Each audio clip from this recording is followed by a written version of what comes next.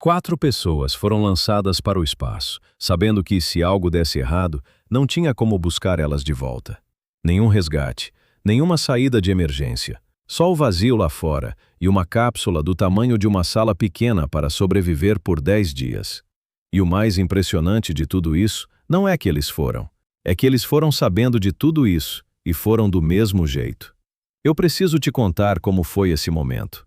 Não o lançamento, não a contagem regressiva, não a fumaça do foguete. Falo do momento que ninguém filma e que quase ninguém comenta. Horas depois do lançamento, quando o foguete já tinha se separado e a cápsula seguia sozinha pelo espaço, o comandante Renato Figueiredo olhou pela escotilha e viu a Terra inteira numa moldura de vidro. Não era mais um país, não era mais um continente. Era um círculo azul e branco flutuando no preto absoluto. E ele sabia que cada quilômetro que passava era mais um quilômetro longe de qualquer possibilidade de ajuda rápida. Foi nesse momento que ele abriu o canal de comunicação interno e disse uma coisa simples para os outros 3 da tripulação. Disse: confirmado, estamos além de qualquer zona de resgate. Nenhum drama na voz. Nenhuma pausa longa, só a informação, limpa e direta, como quem avisa que o celular vai ficar sem sinal numa estrada. Mas todo mundo na cápsula entendeu o peso daquelas palavras, porque a partir dali, qualquer decisão era deles, qualquer problema era deles.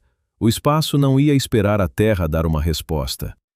O que me fascina nessa história não é a tecnologia, não é o foguete, não é nem a Lua lá no fundo esperando. É o que acontece com 4 seres humanos quando o último fio de segurança é cortado e o silêncio do universo entra pela janela. Esse silêncio tem textura, sabe? Não é o silêncio de um quarto à noite. É um silêncio que pesa, que ocupa espaço, que lembra a você o tempo todo onde você está e o quanto você é pequeno. Se você quer entender tudo o que aconteceu nessa missão, fica até o final, porque tem muita coisa que não foi noticiada. E se esse tipo de conteúdo te interessa, se inscreve no canal e deixa o like. Isso ajuda muito a levar essa história para mais gente. Mas para entender por que essa missão existiu, por que 4 pessoas toparam embarcar numa cápsula rumo ao desconhecido, é preciso entender uma coisa que incomoda bastante. Por décadas, a humanidade parou.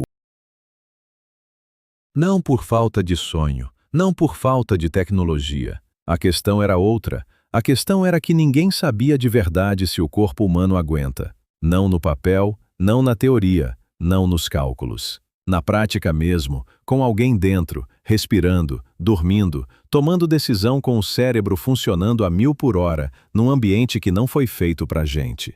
Então essa missão não tinha como objetivo pousar na Lua. Não ia ter bandeira fincada, não ia ter pegada na poeira lunar, não ia ter foto histórica na superfície.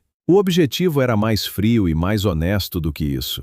Era uma pergunta enorme disfarçada de missão espacial. A pergunta era simples: os sistemas aguentam e as pessoas aguentam junto com eles? Porque de nada adianta ter o foguete mais poderoso do mundo se a tripulação chegar lá sem condição de operar. E de nada adianta a tripulação estar bem se a nave falhar no meio do caminho. Renato sabia disso. Carla Drummond, que pilotava a cápsula, sabia disso. Tiago Marcelo e Priscila Ramos, que cuidavam dos sistemas a bordo, sabiam disso. Eles não eram os protagonistas de uma conquista. Eles eram, na prática, o teste vivo de tudo o que viria depois. E aceitar esse papel, com toda a responsabilidade que ele carrega, diz muito sobre quem eles são. A rota que os engenheiros escolheram para essa missão é tão elegante que parece coisa de ficção científica, mas é física pura. Em vez de gastar combustível para frear e inverter a direção no meio do caminho, a cápsula foi projetada para se aproximar da Lua, entrar na borda do campo gravitacional dela e ser catapultada de volta naturalmente. A Lua faz o trabalho, a gravidade faz o trabalho. A nave praticamente não precisa acionar motor nenhum nesse momento. Quando eu entendi isso pela primeira vez, fiquei parado pensando por um bom tempo. Porque tem algo de muito bonito nisso, sabe? Usar a força de um astro enorme como mola de retorno, deixar o universo te empurrar de volta para casa. Mas tem um detalhe que essa beleza toda esconde. Essa trajetória funciona perfeitamente no papel, funciona nos simuladores, funciona nos cálculos. Só que ela exige que tudo, absolutamente tudo, aconteça dentro do previsto. Qualquer desvio na aproximação da Lua, qualquer variação no ângulo de entrada no campo gravitacional, e a mola não funciona do jeito certo. A nave pode sair numa direção errada. E no espaço, direção errada não é só um inconveniente. É um problema que não tem solução simples a 300 mil quilômetros da Terra. Renato sabia disso, Carla sabia disso, e ainda assim foram. Porque a alternativa era não ir, e não ir significava não descobrir nada. O que me impressiona nessa lógica é que ela se repete em quase toda decisão importante que seres humanos já tomaram. A rota mais inteligente raramente é a mais segura. Às vezes você precisa passar perto do perigo para usar a força dele a seu favor. E a missão inteira foi construída em cima desse princípio. Chegar perto o suficiente para aprender, mas com planejamento preciso o suficiente para voltar. O problema é que o espaço não lê planejamento. E o que aconteceu meses antes do lançamento provou isso de um jeito que ninguém esperava. Meses antes de Renato, Carla, Tiago e Priscila embarcarem de verdade, teve uma simulação que mudou tudo. Não foi uma simulação qualquer. Foi o tipo de teste que os engenheiros chamam internamente de cenário impossível, aquele que você cria para ver como a tripulação reage quando não tem resposta certa no manual. 3 sistemas críticos falharam ao mesmo tempo dentro do simulador: oxigênio, navegação e comunicação com a Terra. Tudo junto, sem aviso, no meio de uma manobra de aproximação. E o pior não foi a falha em si. O pior foi que a comunicação com o centro de controle caiu junto. Então não tinha ninguém do lado de fora para orientar. Era Renato e Carla, sozinhos, com menos de 4 minutos para decidir o que fazer antes que a situação saísse do controle completamente. Carla me contou depois que naquele momento o simulador era tão realista que ela sentiu o próprio coração acelerando como se fosse real. A temperatura dentro da cabine do simulador estava controlada, mas ela jurava que tinha ficado mais quente. O som dos alarmes sobrepostos criava uma camada de ruído que dificultava até pensar. E Renato, do lado dela, fechou os olhos por 2 segundos. Só 2.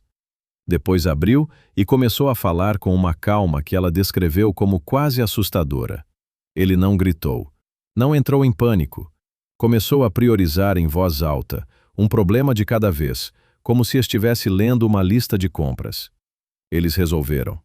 Dentro do tempo. Mas o que ficou daquele dia não foi o sucesso. Foi o protocolo completamente reescrito que saiu dali. Porque ficou claro que a tripulação precisava de autonomia real para tomar decisões sem esperar autorização. E essa mudança, feita por causa de uma simulação, seria exatamente o que salvaria a missão quando o imprevisto real aparecesse lá no espaço. Só que isso ainda estava por vir. No 4º dia de missão, Tiago Marcelo acordou sem conseguir enxergar direito. Não era escuridão, não era sonho, era uma névoa leve na visão, como se alguém tivesse borrifado vapor na frente dos olhos dele. Ele piscou várias vezes, esfregou o rosto com as mãos e esperou. A névoa não foi embora.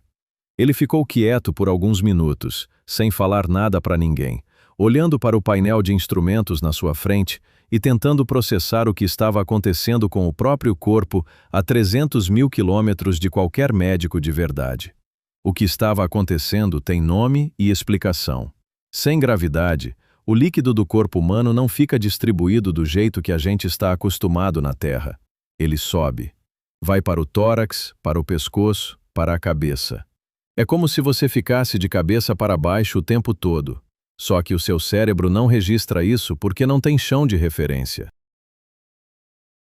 O resultado é pressão acumulada na região dos olhos, dor de cabeça que começa fraca e vai crescendo, e essa visão embaçada que Tiago estava sentindo naquele momento. Era esperado, estava nos protocolos. Mas saber que algo vai acontecer e sentir esse algo no próprio corpo são experiências completamente diferentes. Priscila foi a primeira a perceber que ele estava quieto demais.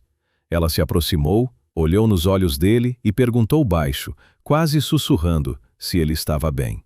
Tiago demorou um segundo antes de responder. Disse que estava, mas o tom de voz entregou. Priscila pegou o equipamento de monitoramento e começou a registrar tudo sem fazer escândalo, sem alarmar ninguém. Esse era o trabalho dela: observar, medir, entender. E o que os dados mostraram confirmou o que ela já suspeitava. O corpo de Tiago estava reagindo mais rápido do que a média dos estudos anteriores. Não era uma emergência, mas era um sinal de que o espaço profundo cobrava um preço diferente do que qualquer simulador conseguia reproduzir. Renato foi informado em seguida. Ele ouviu Priscila em silêncio, olhou para Tiago e tomou uma decisão simples. Ajustou a rotina de exercícios da tripulação inteira, aumentou a frequência de monitoramento e reorganizou as tarefas do dia para que Tiago tivesse menos demanda nos sistemas visuais por algumas horas. Sem drama, sem relatório de emergência para a Terra, só adaptação, rápida e silenciosa, como a missão exigia. E isso funcionou. Mas o que ninguém sabia ainda era que o corpo de Tiago era só o aviso mais visível de um problema muito maior que estava se acumulando na cápsula inteira. Esse problema não aparecia em nenhum monitor, não tinha alarme para ele, não estava em nenhum protocolo de emergência. Ele se chamava radiação e estava presente o tempo todo, invisível, inodoro, sem peso e sem som, atravessando as paredes da cápsula como se elas não existissem. Priscila Ramos era a responsável por monitorar os níveis de radiação a bordo. Era uma tarefa que ela levava com uma seriedade quase silenciosa. Todo dia, em horários fixos, ela sentava na frente do painel de dados, anotava as leituras e comparava com os limites estabelecidos antes do lançamento. Na maior parte do tempo, os números ficavam dentro do esperado. Mas esperado, nesse contexto, não significa seguro, significa tolerável. Significa que o risco existe, e foi calculado, e foi aceito como parte do preço da missão. O que Priscila não comentava em voz alta, mas que pesava nela a cada leitura, era que a radiação no espaço profundo não avisa. Ela não dói no momento. Ela não causa sintoma imediato. Ela age devagar, em doses que parecem pequenas, e o efeito real só aparece depois, às vezes muito depois. Então cada número que ela registrava era ao mesmo tempo uma confirmação de que estavam bem agora, e um lembrete silencioso de que o espaço estava deixando uma marca que eles levariam de volta com eles. Num pico registrado no 6º dia, ela ficou olhando para a tela por quase 1 minuto sem piscar. Depois fechou o registro, respirou fundo e não disse nada para ninguém. Mas Renato viu, e soube que alguma coisa tinha mudado no jeito dela olhar para os dados. No 6º dia, Renato tomou uma decisão que tecnicamente ele não tinha autorização para tomar. E ele sabia disso quando tomou. A situação foi a seguinte: a cápsula estava se aproximando da fase mais delicada da trajetória, aquela curva em torno do campo gravitacional da Lua que os engenheiros tinham desenhado com tanta precisão. Os dados de navegação mostravam uma variação pequena, quase imperceptível, no ângulo de aproximação. Pequena no papel, mas no espaço, pequeno acumula. E Renato calculou mentalmente que se deixassem seguir sem correção, a margem de segurança na saída da curva gravitacional estaria no limite. Não abaixo do limite. No limite. E ele não gostou disso. O problema era que qualquer correção de rota precisava de autorização prévia da central de controle. E a comunicação naquele momento tinha um atraso de quase 2 minutos por trecho. Mandar a pergunta, esperar a resposta, receber a confirmação. Tempo que a janela de correção não tinha. Então Renato olhou para Carla, que já tinha visto os mesmos dados e já estava olhando de volta para ele, e sem trocar uma palavra, ela entendeu. Ele fez a correção. Sozinho. Sem pedir permissão. A central de controle só soube quando a manobra já tinha sido executada e a cápsula já estava na trajetória correta. A mensagem que Renato mandou depois foi direta e sem rodeios. Explicou o que viu, o que calculou e o que fez. Não pediu desculpa. Não justificou em excesso. Só reportou, como quem cumpre protocolo. E lá na Terra, alguém num headset respirou fundo e não respondeu por alguns segundos. Porque no fundo todos sabiam que ele tinha feito a coisa certa. Só que a coisa certa e a coisa autorizada nem sempre são a mesma coisa, e essa tensão nunca foi resolvida formalmente. Ficou suspensa, como tantas coisas nessa missão. O que essa decisão revelou foi algo que o simulador do cenário impossível já tinha tentado mostrar meses antes. A missão dependia da capacidade da tripulação de pensar por conta própria. Não de obedecer cegamente, mas de avaliar, decidir e agir no tempo certo. E Renato tinha internalizado isso de um jeito que nem ele mesmo sabia até aquele momento. A central de controle ficou sabendo do imprevisto real apenas quando eles já estavam voltando. Mas antes disso, tinha um momento que nenhum protocolo tinha preparado ninguém para enfrentar. A Lua apareceu pela escotilha como um soco no estômago. Essa é a melhor forma que eu consigo descrever. Você passa dias dentro de uma cápsula, com painéis na sua frente, alarmes no fundo, o cheiro metálico do ar filtrado, a sensação constante de que você está flutuando num espaço apertado, e de repente, aquilo está ali. Grande. Real. Coberta de crateras que você consegue distinguir a olho nu, sem nenhum equipamento. Cinza e silenciosa, e absolutamente indiferente à sua presença. Carla foi a primeira a ver. Ela estava no controle de navegação quando a Lua entrou no campo de visão da escotilha principal. Ela não chamou ninguém, não disse nada. Simplesmente parou o que estava fazendo e ficou olhando. Tiago percebeu o silêncio dela e olhou na mesma direção. Depois Priscila, depois Renato. Por um momento, os quatro estavam flutuando levemente na cápsula, olhando pela mesma janela para a mesma coisa, e absolutamente ninguém falava. Carla desligou 2 monitores secundários que ficavam na sua linha de visão para a escotilha. Não era protocolo, era um gesto humano e simples, o gesto de quem quer ver alguma coisa sem obstáculo. Ela ficou assim por uns 30 segundos, depois religou tudo e voltou para os dados sem comentar. Mas o que os registros de telemetria capturaram naquele intervalo foi que os batimentos cardíacos dos 4 caíram ao mesmo tempo para um ritmo mais lento. Não por medo, pelo contrário.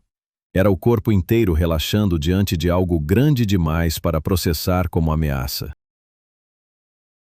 Era admiração pura, funcionando no sistema nervoso como um calmante. A Lua não estava lá para ser conquistada naquele momento. Estava lá para ser vista. E eles viram. E depois disso, a cápsula começou a curva de retorno, usando exatamente a força gravitacional que os engenheiros tinham calculado, e a trajetória de volta para a Terra se iniciou. Só que o trecho mais perigoso de toda a missão ainda estava por vir. Por 8 minutos, a Terra perdeu completamente o contato com a cápsula. Nenhum sinal, nenhuma voz, nenhum dado. Silêncio absoluto nos headsets da central de controle, como se a cápsula tivesse simplesmente deixado de existir. Isso acontece porque na reentrada atmosférica, a velocidade é tão absurda, quase 39 mil quilômetros por hora, que o atrito com o ar gera um calor tão intenso que forma uma camada de plasma ao redor da nave inteira. E plasma bloqueia qualquer sinal de comunicação. É física. É inevitável. Está nos cálculos desde o início. Mas saber disso não torna esses 8 minutos mais fáceis de suportar, nem dentro da cápsula, nem lá na Terra. Dentro da cápsula, o calor do lado de fora chegava a temperaturas que nenhum material comum sobrevive. O escudo térmico era a única coisa entre a tripulação e isso. Uma camada projetada para absorver e dissipar aquele calor extremo enquanto a cápsula desacelerava gradualmente. Renato ficou de olho nos indicadores de temperatura do escudo durante toda a descida. Cada número que aparecia no painel era lido em silêncio, comparado mentalmente com os limites aceitáveis e guardado. Carla mantinha as mãos no controle manual como protocolo, mesmo sabendo que naquela fase a automação conduzia quase tudo. Era o gesto de quem precisa fazer alguma coisa com as mãos para não deixar a cabeça viajar. Tiago e Priscila ficaram quietos. O único som dentro da cápsula era o ronco grave do atrito lá fora, uma vibração que dava para sentir na cadeira, nos ombros, no peito. Era como estar dentro de algo que estava sendo testado no limite. Porque estava. E então, no 8º minuto, o sinal voltou. Uma estática curta, um clique no rádio, e a voz de Renato cortou o silêncio da central de controle com uma frase só. Disse: "Aqui Figueiredo, todos bem." 4 palavras simples que fizeram alguém na central soltar um som que não era bem um choro e não era bem um alívio, eram as duas coisas juntas saindo ao mesmo tempo. A missão tinha chegado do outro lado.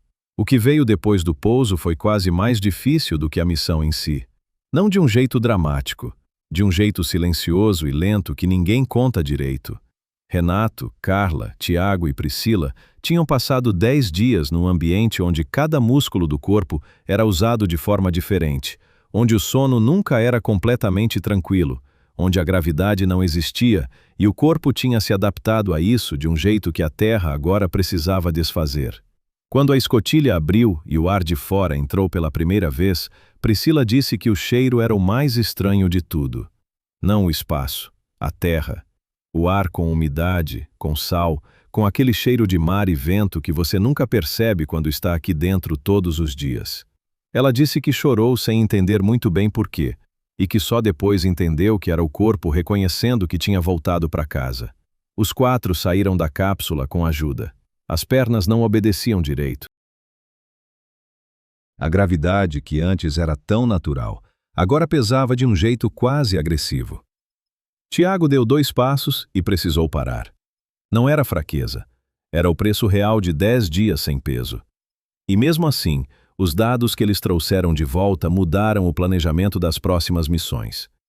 Cada leitura de Priscila sobre radiação, cada registro do monitoramento do corpo de Tiago, cada decisão autônoma que Renato tomou sem autorização prévia e que funcionou, tudo isso virou protocolo novo, virou aprendizado concreto, virou a base sobre a qual a próxima missão seria construída.